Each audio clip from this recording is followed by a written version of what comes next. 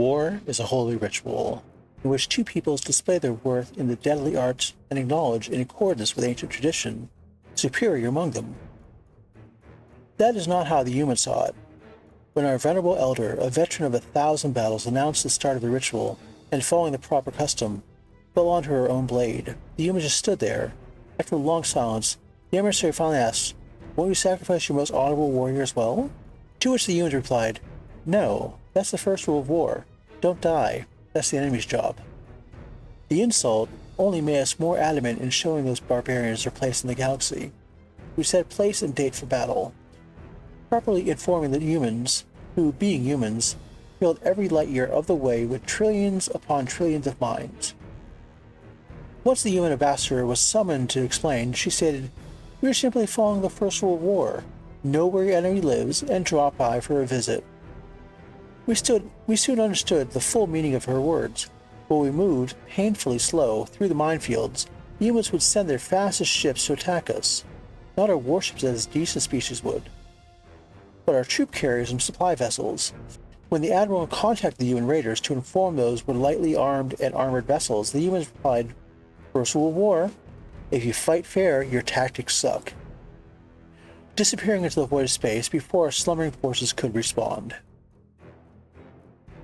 Late and wounded, we arrived at the coordinates set for battle, anxious to finally prove to the squish bipeds our superiority in the ways of destruction.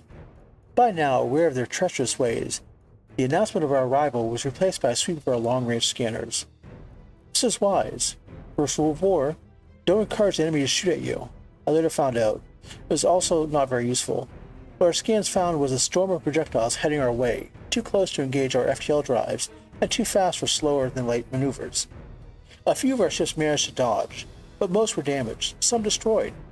A human message played in an open channel, mockingly transmitted as, in sea speed, "First rule of war, shoot first and don't miss."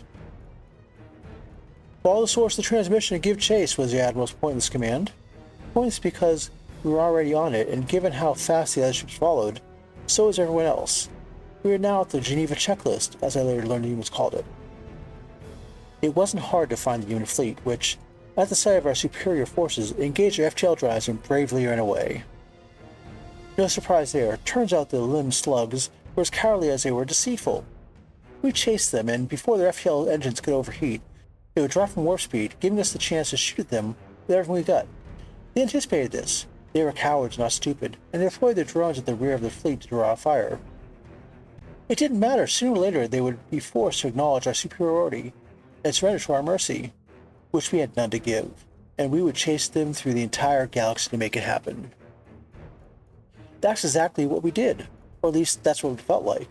At last, the humans gave up running and instead decided to hide, landing ships and all on an eyeball planet, leaving behind a single probe in high orbit with a message, "First rule of war, don't waste your ammo, you might need it later."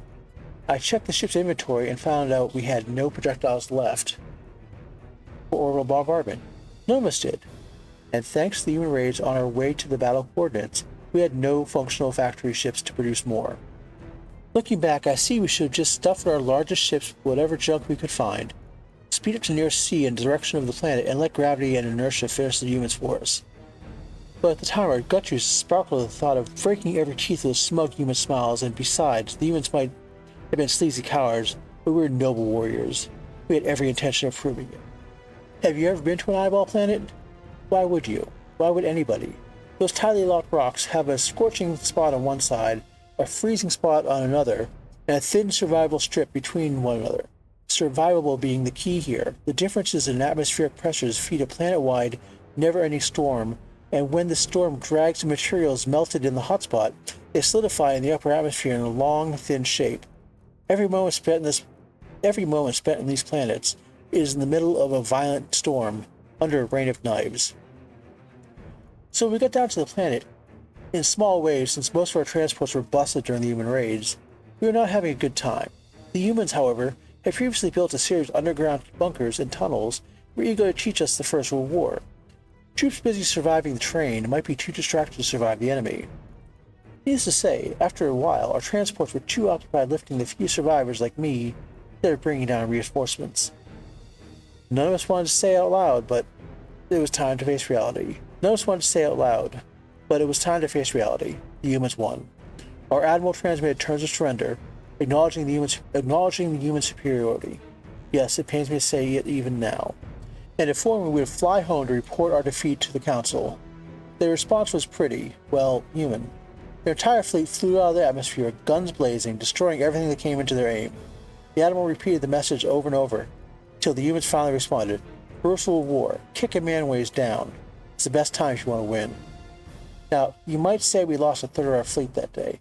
I'd say we saved 2/3. We were low on ammo, low on fuel, demoralized and facing an enemy whose plan was going perfectly. Later, I would find out that, according to human tradition, wars are fought with as many battles as possible. A fleet loses, retreats, repairs, resupplies, goes into the next battle, and repeats the process until someone no longer has a fleet. Crazy, right? No wonder they have developed such methods. To them, it's not a matter of honor, it's a matter of survival. But at the time, they didn't know our ways, and we didn't know theirs. Every member of every one of our systems was furious with the humans, so none objected when we marched into the human embassy and shot everything standing on 2 limbs. This was a mistake. Well, no one was exactly happy with the humans.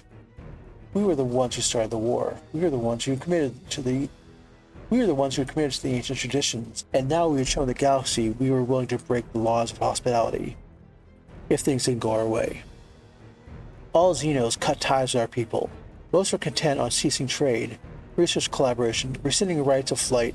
Some joined the humans in the war, and we learned not to break the First World War. Avoid recruiting for the enemy. The following cycles did not go well for us. We had never prepared for this kind of conflict, where you need to take your beaten soldiers and send them back to fight. In a fraction of the time necessary to do so, turns out the First World War is train the way you fight because you fight the way you trained.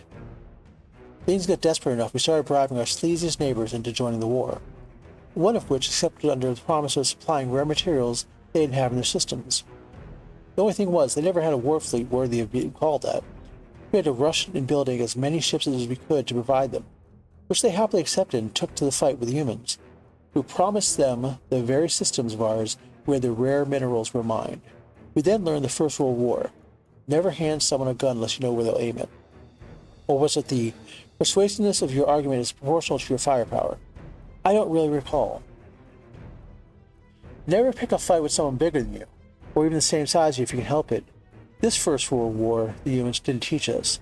We already knew. Surrounded, outnumbered, outmatched in every conceivable way, we surrendered to the humans unconditionally.